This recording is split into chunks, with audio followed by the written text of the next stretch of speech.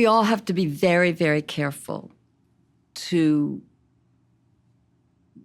be the kid when we're writing. So, of course, we're never, ever talking down to them. We're never, ever preaching.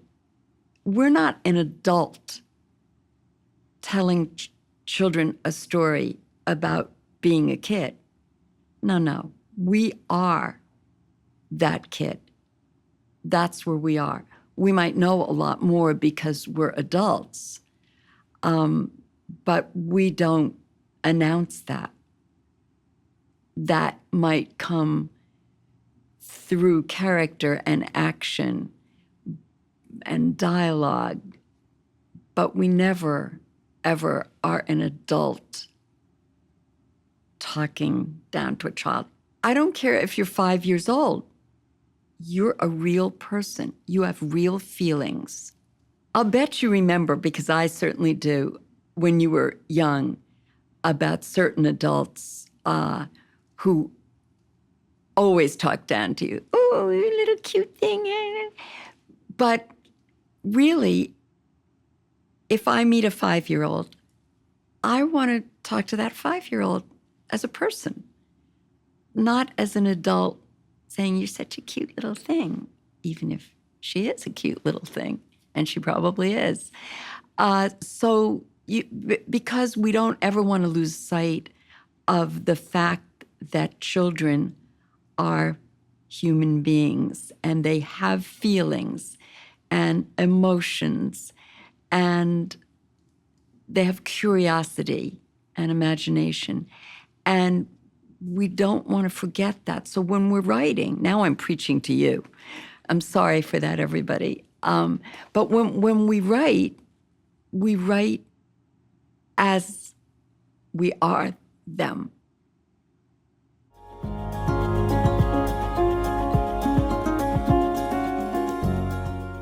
My very best teenage characters are in my adult novels. They're in Summer Sisters. They're in The Unlikely Event. They're in Smart Women. Those are my best teenage characters. So when I first wrote Wifey, that was the first adult book after many children's books. And I decided that I wanted to write this adult novel. And oh my God, everybody told me this is going to ruin your career and you have to use a different name and you can't do this and blah-de-blah. Well, as soon as you tell me I can't do something, I'm going to do it. That's the badass coming out. Even though the fearful, anxious child grows up into a badass woman. Okay, so don't tell me what to do, because I'm really going to want to do it. Maybe that's childlike, I don't know. But to find a voice for Wifey took me 3 or 4 months to find a way to tell it. But once I did, the writing, nothing is any different. It's just as hard. Then I wrote Smart Women, which is full of teenage characters, some of my better teenage characters, I think, and also women, and it's told from various viewpoints. And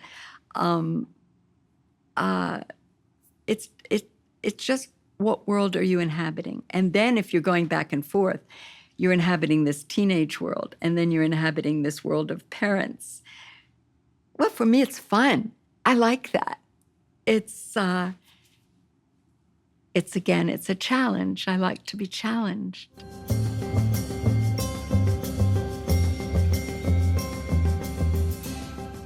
Voice, I think, is equally important for younger readers and adult readers. Pace, I think, is essential in a book for young readers. Boring is the biggest turnoff. I like energetic writing, and I like fast-paced writing, and I don't care what age I'm writing for, although I know that an adult audience will give me, they say 100 pages, I'm not at all sure of that adult readers will give you 100 pages before they put your book down. Kids are not going to do that. You've got to hook them right away, because they're not going to give you 100 pages. And certainly when you're writing for a young audience, you want that first sentence to be like, wow, I really want to know what this is about. Try to get them on that first page. And even with an adult audience, you want it to be compelling right away.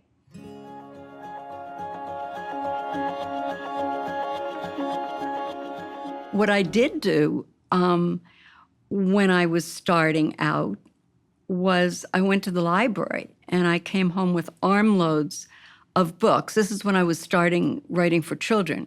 I came home with all of these books and I would sit down at night and read them and then put them in piles.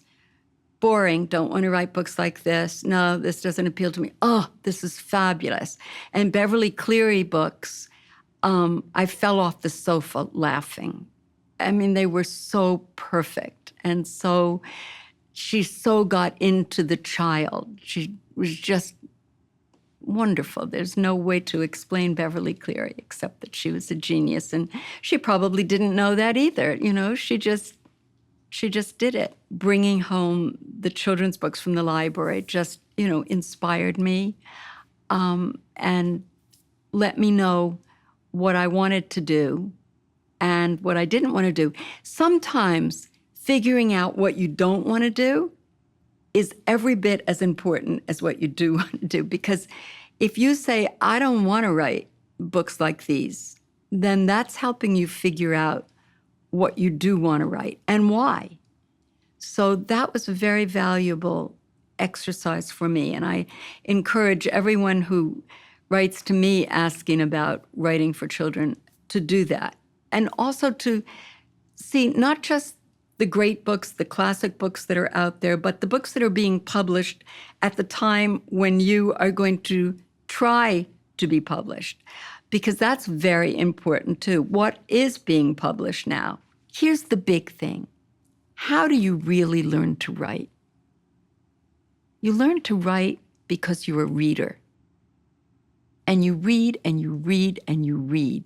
How else could you possibly know how to put a book together?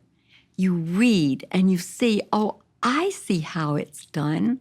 And you can start here. You can start with dialogue. You can start with action. You can start with an interior voice.